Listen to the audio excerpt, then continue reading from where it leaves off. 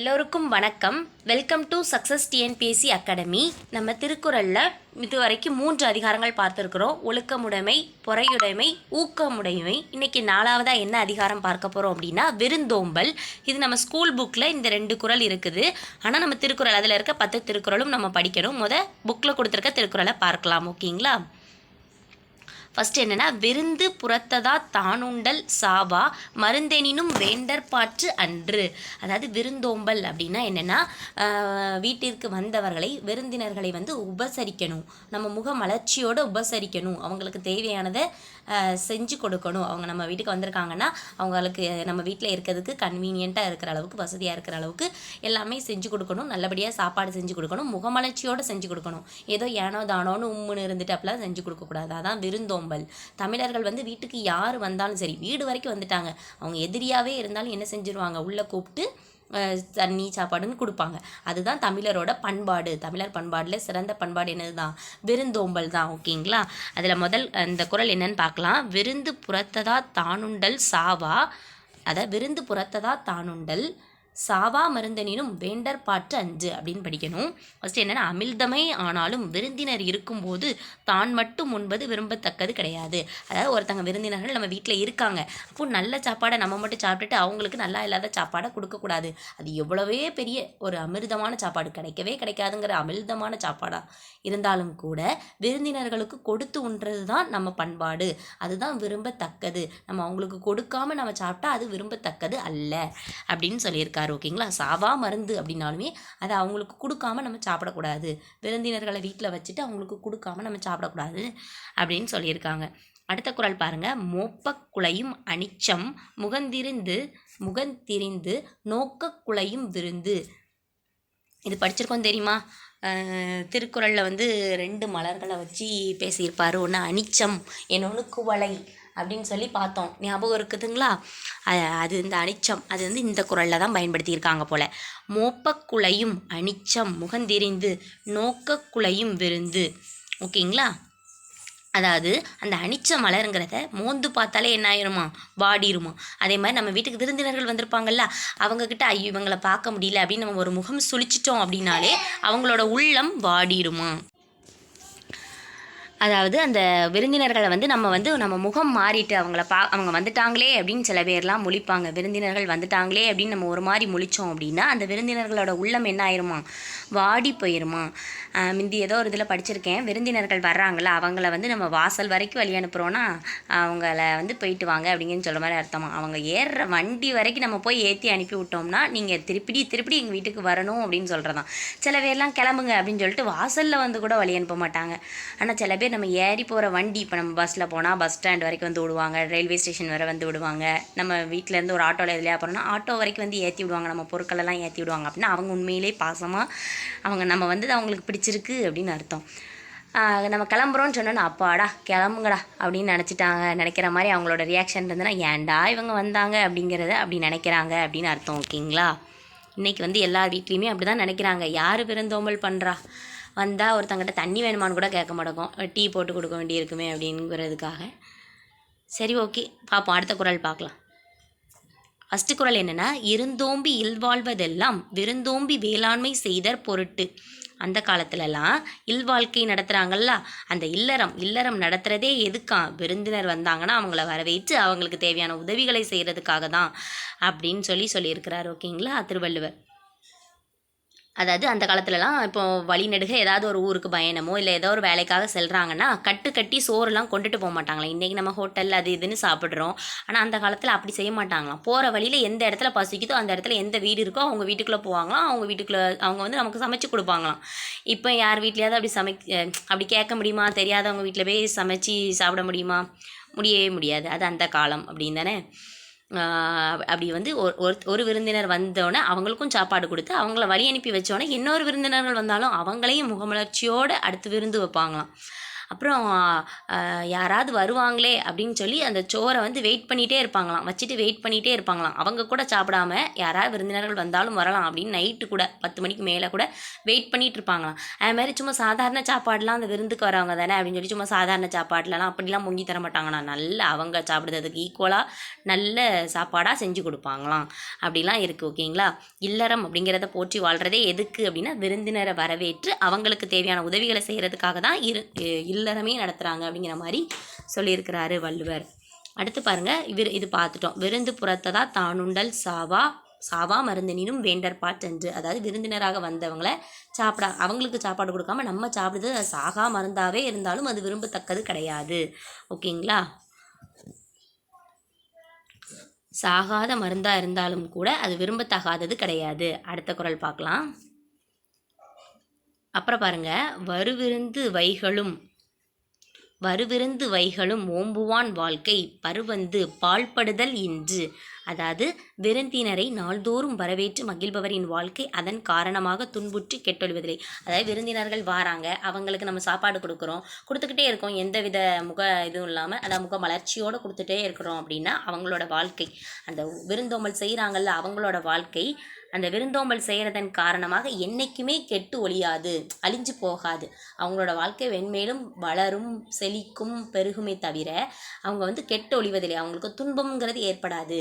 வீட்டுக்கு வந்தவங்கள அப்போ என்ன செய்யணும்னு சொல்கிறாரு வள்ளுவர். வீட்டுக்கு வந்தவங்கள அட்லீஸ்ட் ஒரு டீ போட்டு சமையல் கொடுத்து அப்படி சமையல் பண்ணி கொடுக்கணும் அப்படின்னு கூட இல்லை, ஒரு தண்ணியாவது கொடுக்கணும். ஓகேங்களா? அப்படின்னா அது இப்போ வரைக்கும் அப்படி தான் செய்கிறாங்க.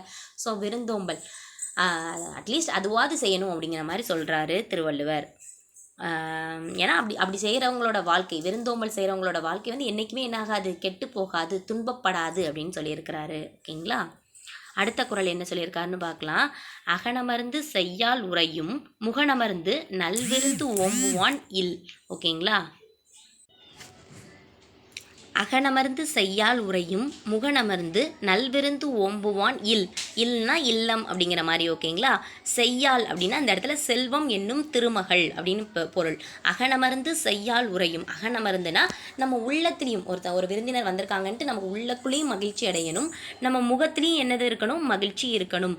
முகன் அமர்ந்து அகனமர்ந்து உள்ளேயும் மகிழ்ச்சியோடு இருக்கணும், வெளியே நம்ம முகத்திலையும் அந்த மகிழ்ச்சியை காட்டணும். அப்படி இருந்தோம், அப்படி முகத்தை காட்டி அவங்களுக்கு விருந்தோம்பல் செய்தோம் அப்படின்னா நம்ம வீட்டில் செல்வம் அப்படிங்கிற திருமகள், நம்ம வீட்டில் வந்து பணம் என்ன செய்யும், செழிக்க தான் செய்யும். அதனால நமக்கு துன்பம் வராது, நம்ம வாழ்க்கை வந்து கெட்டொழியாது அப்படின்னு சொல்லியிருக்கிறாரு. ஓகேங்களா?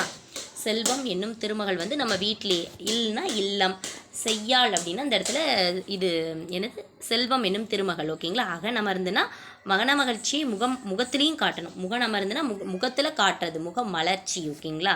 முகத்திலையும் காட்டி மன மகிழ்ச்சியோடு அவங்களுக்கு என்ன செய்யணும், விருந்து கொடுத்தோம்னா, அப்படி வரவேற்றோம்னா நம்ம வீட்டில் எப்படி இருக்கும், செல்வம்ங்கிற திருமகள் வந்து நம்ம வீட்டில் நிலைத்து நிற்பாங்க, வாழ்வாங்க அப்படின்னு சொல்லியிருக்காங்க.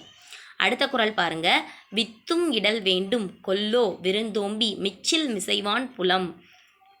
இந்த குறளில் விருந்தினர்களுக்கு முதல்ல உணவளித்து மிஞ்சியதை உண்டு வாழும் பண்பாளன் தன் நிலத்திற்குரிய விதையை கூட விருந்தோம்பலுக்கு பயன்படுத்தாமல் இருப்பானா.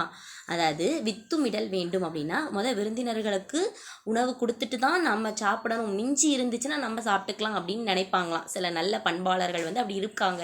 அப்படி இருக்கிறவங்க இந்த விதை வந்து நம்ம நாளைக்கு நம்ம பயிரிடுறதுக்கு யூஸ் பண்ணணும் அப்படின்னு சொல்லி அதை மட்டும் தனியாக எடுத்து வைப்பாங்களா. ஒருவேளை விருந்தினர்கள் வந்துட்டா கூட அதை கூட என்ன செஞ்சுருவாங்களாம், அவங்களுக்காக அந்த விருந்தோம்பலுக்காக அந்த விருந்து வந்தவங்களுக்காக சமைச்சு கொடுத்துருவாங்களாம். அப்படின்னு அதை எதையுமே மறைச்சி வைக்க மாட்டாங்களாம். இது நமக்கு நாளைக்கு தேவைக்கு அப்படின்னு மறைச்சி வைக்க மாட்டாங்களாம். விருந்தோம்பல் வந்துட்டாங்க அப்படின்னா அவங்களுக்கு கொடுத்துருவாங்க அந்த பண்பாளர்கள். அதாவது விருந்துக்கு வந்தவங்க சாப்பிட்டது போக மிஞ்சி இருக்கிறத நம்ம சாப்பிட்டுக்கலாம் அப்படின்னு நினைக்கிற பண்பாளர்கள் என்ன செய்வாங்களாம், அந்த விதையை கூட என்ன செய்வாங்களாம், விருந்தோம்பலுக்கு பயன்படுத்தி விடுவார்களாம். அதை தான் அப்படி சொல்லியிருக்காங்க. வித்தும் இடல் வேண்டும் கொல்லோ விருந்தோம்பி மிச்சில் மிசைவான் புலம். இது வரைக்கும் படித்த 3 அதிகாரத்தில் உள்ள எல்லா குறளையும் மனப்பாடம் பண்ணிக்கோங்கன்னு. ஜம்பிள்டு சென்டென்ஸில் கேட்கலாம், கோடிட்ட இடங்கள் நிரப்புகளை கேட்கலாம். ஓகேங்களா? அடுத்த குறள் பார்க்கலாம். செல்விருந்து ஓம்பி வருவிருந்து பார்த்திருப்பான் நல்வருந்து வானத்தவருக்கு. இது நான் முதலே சொன்னோம்ல, அதாவது வந்த விருந்தினரை உபசரித்து வழி அனுப்புவாங்க. அவங்கள வழி அனுப்பும்போது வேறொரு விருந்தினர்கள் வந்தாலும் அவங்கக்கிட்டையும் முகம் சுளிக்காமல் முக மலர்ச்சியோடு அவங்களையும் வரவேற்று நல்விருந்து கொடுப்பாங்க. அவங்க வந்து யாருக்கு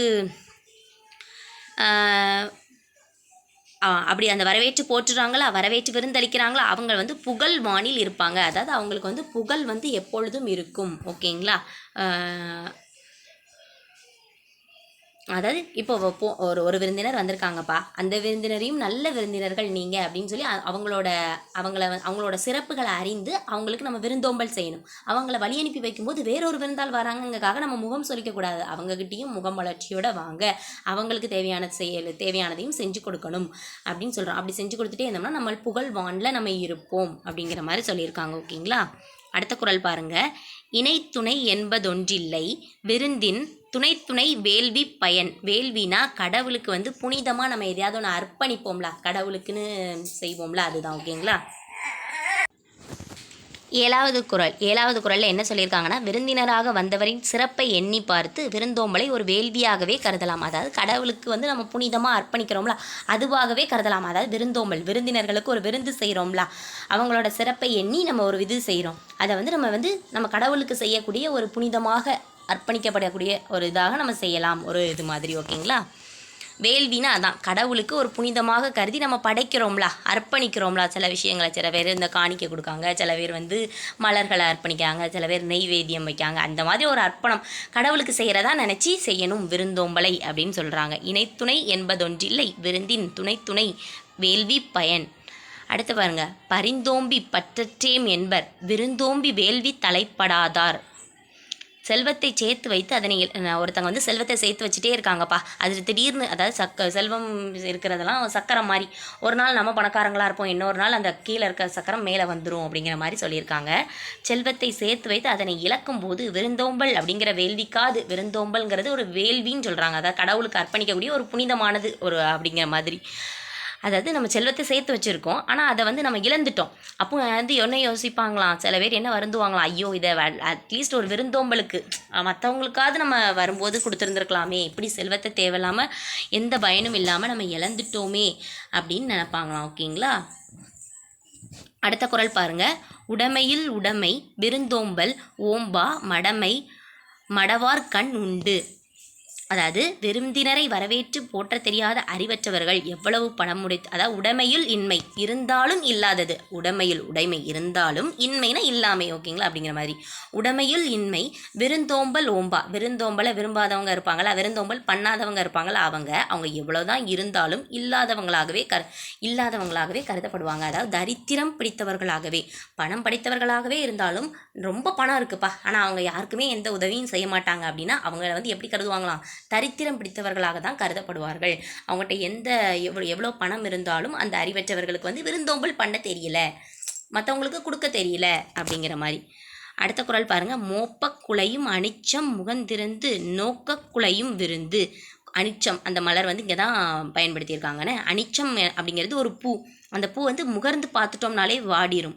அதே மாதிரி நம்ம வந்து இப்போது நம்ம வீட்டுக்கு ஒரு விருந்தினர்கள் வந்திருக்காங்க அப்படின்னா அவங்கள வந்து நம்ம வந்து முகம் கோணிட்டோம், முகம் சுழிச்சிட்டோம்னா அவங்களோட முகம் என்ன ஆயிரும், வந்த விருந்தினர்கள் என்ன ஆயிடுவாங்க, வாடி விடுவார்கள் அப்படின்னு சொல்லியிருக்காங்க. ஓகேங்களா. இந்த இதில் விருந்தோம்பல் ஃபுல்லாக பார்த்தோமா. அடுத்த குறள் பார்க்கலாம். தேங்க்யூ ஃபார் வாட்சிங். அதுக்கப்புறம் நம்ம வீடியோஸ் பிடிச்சிருந்தனா லைக் பண்ணுங்கள், நிறைய பேருக்கு ஷேர் பண்ணுங்கள். ஏதாவது டவுட்ஸ் இருந்ததுன்னா கமெண்ட் செக்ஷனில் கமெண்ட் பண்ணுங்கள். சப்ஸ்கிரைப் பண்ணிக்கோங்க, ஆல் பட்டனை கிளிக் பண்ணி வச்சுக்கோங்க. தேங்க்ஸ் ஃபார் வாட்சிங்.